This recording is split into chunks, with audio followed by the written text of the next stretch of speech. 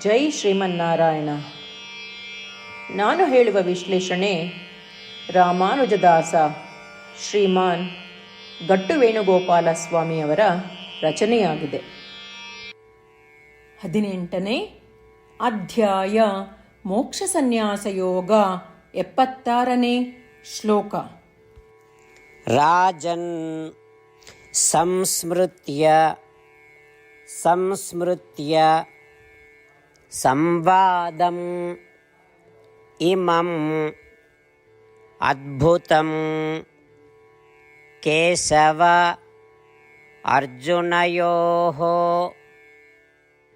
ಪುಣ್ಯಂ ಹೃಷ್ಯಾಮಿ ಚ ಮುಹುರ್ಮುಹುಃ. ಓಂ.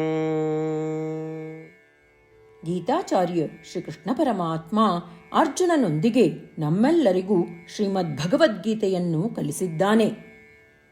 ಸಂಜಯನು ಸಂಪೂರ್ಣ ಭಗವದ್ಗೀತೆಯನ್ನು ಧೃತರಾಷ್ಟ್ರನಿಗೆ ನಿರೂಪಿಸಿ ಹೀಗೆ ಹೇಳುತ್ತಿದ್ದಾನೆ: ಓ ಧೃತರಾಷ್ಟ್ರ, ಕೃಷ್ಣ ಮತ್ತು ಅರ್ಜುನರ ನಡುವಿನ ಸಂಭಾಷಣೆಯು ಅತ್ಯಂತ ಅದ್ಭುತ ಮತ್ತು ಅತ್ಯಂತ ಮಂಗಳಕರವಾಗಿದೆ.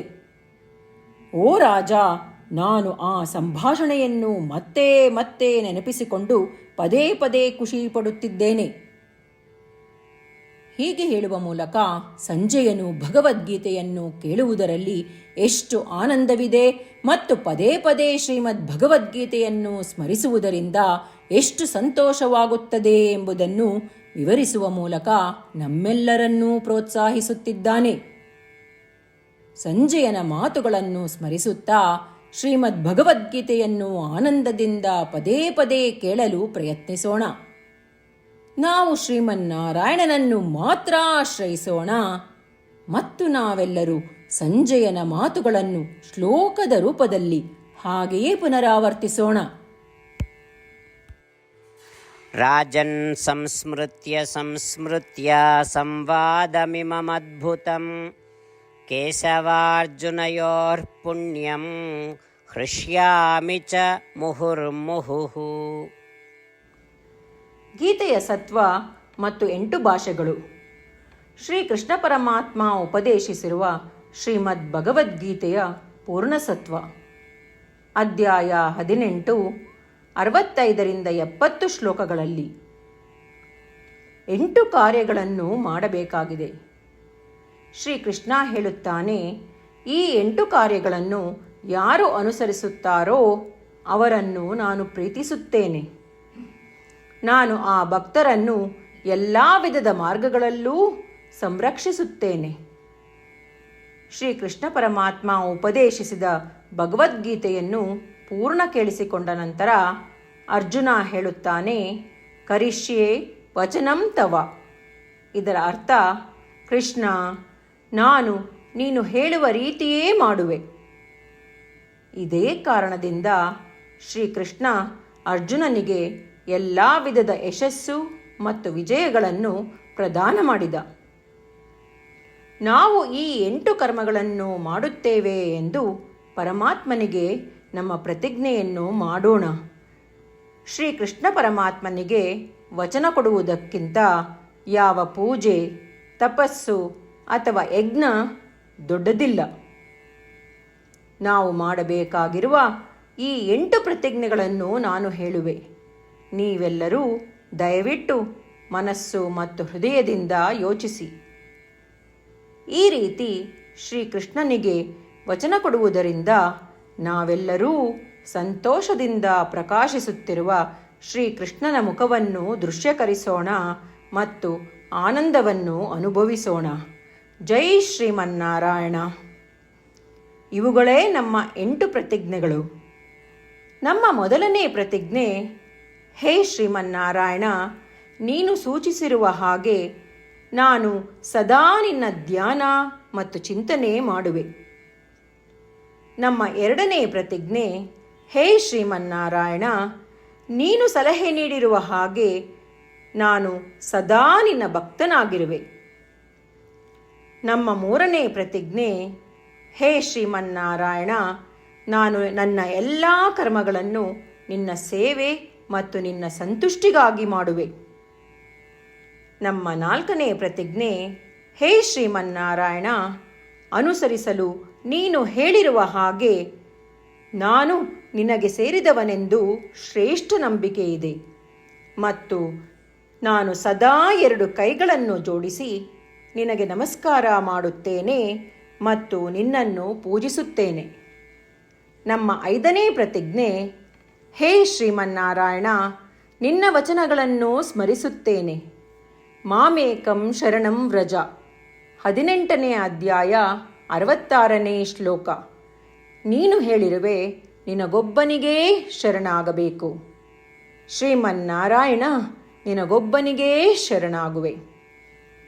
ನಮ್ಮ 6ನೇ ಪ್ರತಿಜ್ಞೆ, ಹೇ ಶ್ರೀಮನ್ನಾರಾಯಣ, ನಿನ್ನ ವಚನಗಳನ್ನು ಸ್ಮರಿಸುತ್ತೇನೆ.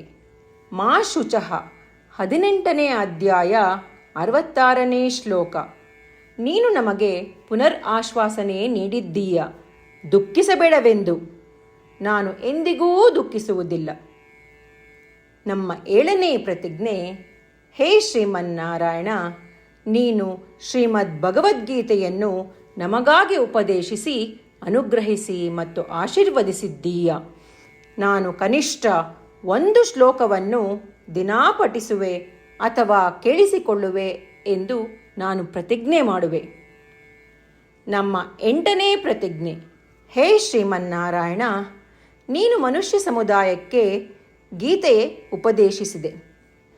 ನಾನು ನಿನ್ನ ಗೀತೆಯ ದೈವವಾಣಿಯನ್ನು ಗೀತೆಯ ಅರಿವಿಲ್ಲದಿರುವ ಭಕ್ತರಿಗೆ ಪ್ರಚಾರ ಮಾಡಲು ಪ್ರಯತ್ನಿಸುವೆ. ಹೇ ಶ್ರೀಮನ್ನಾರಾಯಣ, ನೀನು ಹೇಳುವ ಹಾಗೇ ಮಾಡುವೆ. ನಿನ್ನ ಇಚ್ಛೆಯಂತೆ ನಡೆವೆ. ನಾನು ನಿನಗಾಗಿಯೇ ಶ್ರಮಿಸುವೆ. ಶ್ರೀಮನ್ನಾರಾಯಣನಿಗೆ ದಿನಪ್ರತಿದಿನವೂ ನಾವು ನೀನು ಹೇಳಿದ ಹಾಗೇ ಮಾಡುವೆವು ಎಂದು ಮಾತು ಕೊಡುವುದೇ ಶ್ರೇಷ್ಠ ಪೂಜೆ. ನಾವು ನಮ್ಮ ಅಚಲವಾದ ನಂಬಿಕೆಯಿಂದ ಅವನಿಗೆ ನಮ್ಮ ಪ್ರತಿಜ್ಞೆ ಮಾಡೋಣ.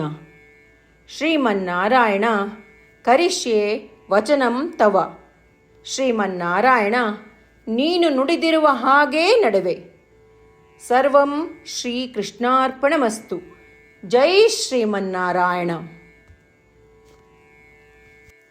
ರಾಜನ್ ಸಂಸ್ಮೃತ್ಯ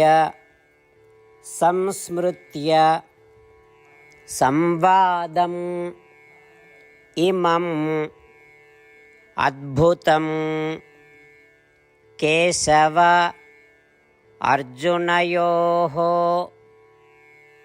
ಪುಣ್ಯಂ ಹೃಷ್ಯಾಮಿ ಚ ಮುಹುರ್ಮುಹುಃ.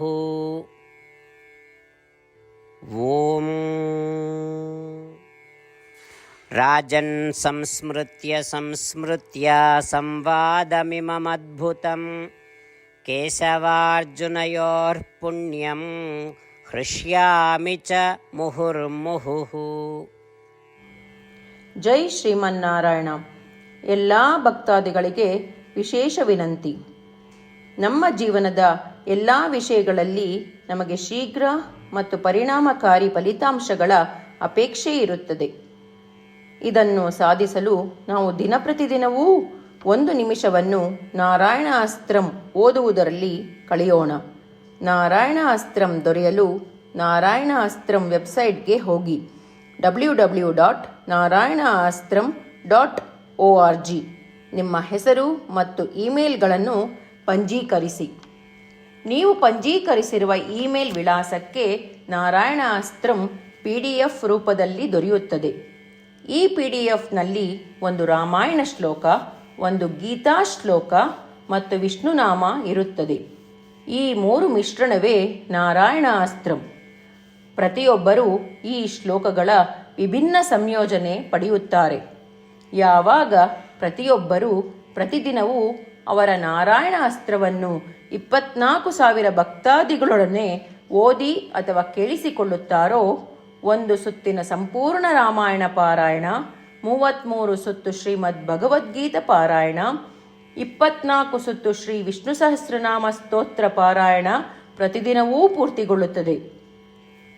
ದಿನಪ್ರತಿದಿನವೂ ಈ ರೀತಿ ಮಾಡುವುದರಿಂದ ಗಮನಾರ್ಹ ಮತ್ತು ಅಸಾಧಾರಣ ಫಲಿತಾಂಶ ಹೊರಬರುತ್ತದೆ. ಅದೇ ಕಾರಣಕ್ಕಾಗಿ ನೀವು ಮತ್ತು ನಿಮ್ಮ ಕುಟುಂಬ ಸದಸ್ಯರು ಶೀಘ್ರವೇ ನಿಮ್ಮ ನಾರಾಯಣ ಅಸ್ತ್ರವನ್ನು ಪಡೆಯಿರಿ.